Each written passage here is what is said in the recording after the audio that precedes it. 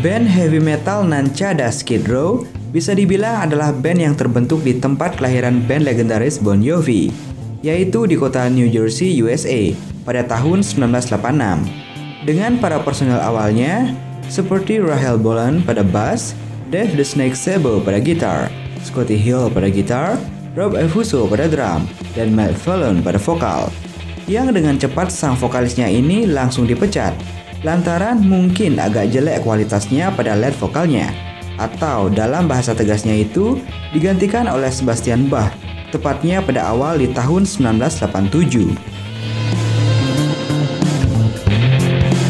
Untuk album pertama dari mereka sendiri, sudah berhasil memisahkan Skid Row dari beberapa grup band kebanyakan, yang memiliki sudut pandang tersendiri jika dibandingkan dengan beberapa band lainnya, seperti Def Leppard, Poison, Mr. Big, White Lion atau Bon Jovi, yang gaya bermusiknya sendiri sedikit agak lembek dan cengeng.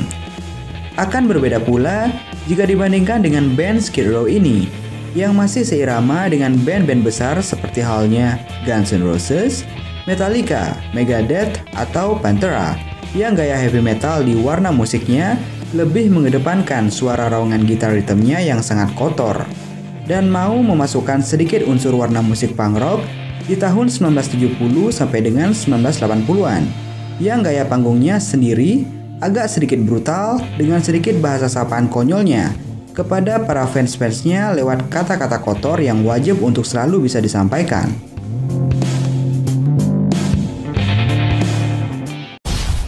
Lewat lagunya yang berjudul 18 and Life dan I Remember You di tahun 1988 inilah, untuk pertama kalinya mereka mendapatkan penghargaan Ultimate Badass.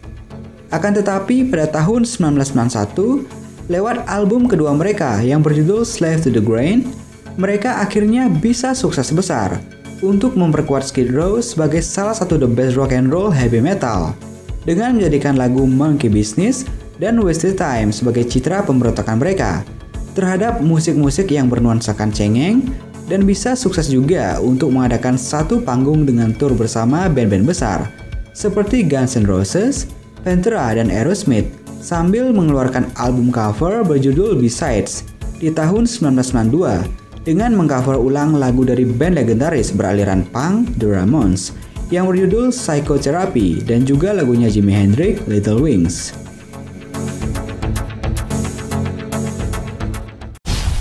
Kemudian, pada tahun 1995, lewat dari album Subhuman Race inilah, mereka bisa tersingkirkan oleh kelahirannya era musik grunge yang berbasis di kota Seattle yang sukses menenggelamkan kebesaran warna musiknya.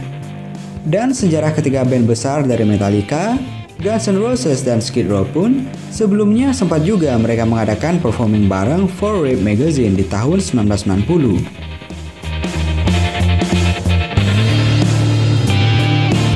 Sedikit cerita di saat konser, Bach sempat kedapatan memakai t-shirt bertuliskan 8 Skills Fakes Dead. Ditambah Bach juga pernah melempar botol kaca ke arah crowd di tengah konser dan mengenai seorang penonton wanita. Dan masih banyak lagi kelakuan-kelakuan Bach yang brutal. Pantaslah ia dijuluki The Beast. Dan tidak lama setelah itu, Sebastian Bach pun akhirnya dipecat karena menandatangani sebuah kontrak kerjasama secara sepihak tanpa sepengetahuan dari teman-teman di bandnya sendiri untuk menjadi band pembuka Kiss buat acara malam tahun baruan, dengan alasan jika Skid Row itu sudah terlalu cukup besar untuk hanya sekedar menjadi sebuah band pembuka. Setelah keluar dari Skid Row, Sebastian Bach bersolo karir dengan mengajak teman lamanya Axl Rose dari band Guns N' Roses untuk melakukan tur bersama-sama dan menolak kembali buat bergabung ke Skid Row. Penggemar Skid Row pelan tapi pasti mulai beralih, tidak lain karena munculnya aliran grunge yang dipelopori oleh Kurt Cobain Nirvana, yang berhasil meraih simpati dunia musik internasional dan mampu merajai tangga-tangga lagu dunia. Di tahun 1995, Skid Row merilis the best album 40 Seasons.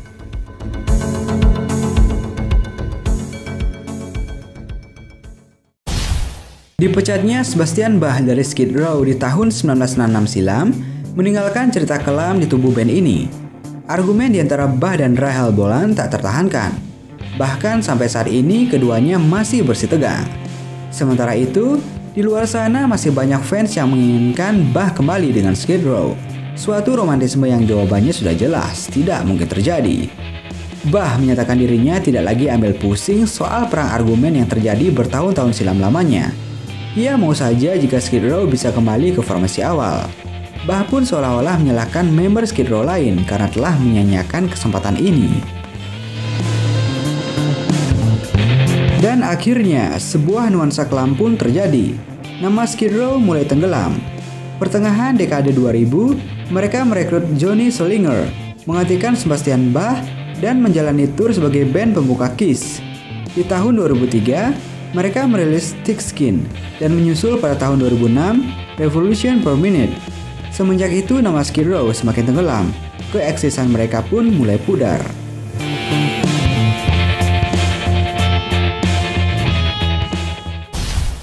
Seiring waktu berlalu, gitaris Skid Row Dave the Snake Sabo pernah menjelaskan mengapa reuni bersama vokalis Sebastian Bach gagal dilangsungkan. Bach yang mengundurkan diri dari Skid Row pada tahun 1966 menyatakan bahwa mereka alergi uang dan mengklaim bahwa para personel lain menolak bayaran $500.000 untuk 2 konser reuni. Pada tahun 2016, Bach dikabarkan mencoba memperbaiki hubungannya dengan Skid Row untuk menggelar reuni. Usaha Bach tidak menghasilkan apa-apa. Dan kini justru yang Sabo angkat bicara pada Trunk Nation pada 11 November lalu tentang reuni tersebut. Dia merasa semua personil ingin melaksanakan reuni ini, dan mereka juga akhirnya menyadari hal yang mencabik-cabik mereka semua belumlah hilang. Mereka ditawari bayaran yang cukup banyak, tur yang sempat mereka bicarakan juga akhirnya tidak terjadi. Semua tawaran yang datang untuk Skid Row harus melalui Sabo dan Rahel Bolan pada basis.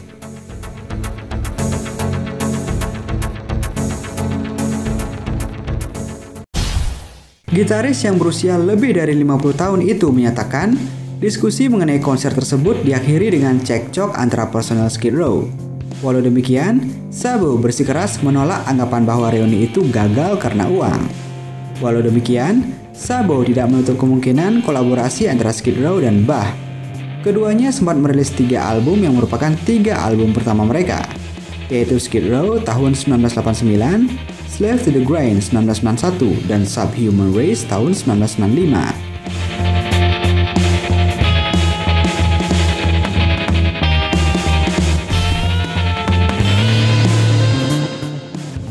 Seiring waktu berlalu, grup musik asal New Jersey Skid Row resmi memiliki vokalis baru. Dalam penampilannya di Casino Halifax, Nova Scotia, Kanada, Skid Row memperkenalkan Zippy Tears sebagai vokalis mereka. Tears sudah dikenal sebagai vokalis pengganti Skid Row sejak akhir tahun 2015. Ini bukan kali pertama Skid Row mengalami perombakan lini vokal. Setidaknya terdapat 4 vokalis sebelumnya yang bergabung dengan Skid Row, yaitu Matt Fallon, Sebastian Bach, Johnny Solinger, dan Tony Harnell. Mungkin akan sangat lumrah jika sebuah band selalu bongkar pasang personil. Hanya saja, penggemar setianya dan pengamat musik serta kita menyukai musik rock tahu bahwa Skid Row pernah berjaya dan mewarnai belantikan musik rock pada akhir dekade 80-an. Masa di mana musik rock dan metal jaya pada era 80-an.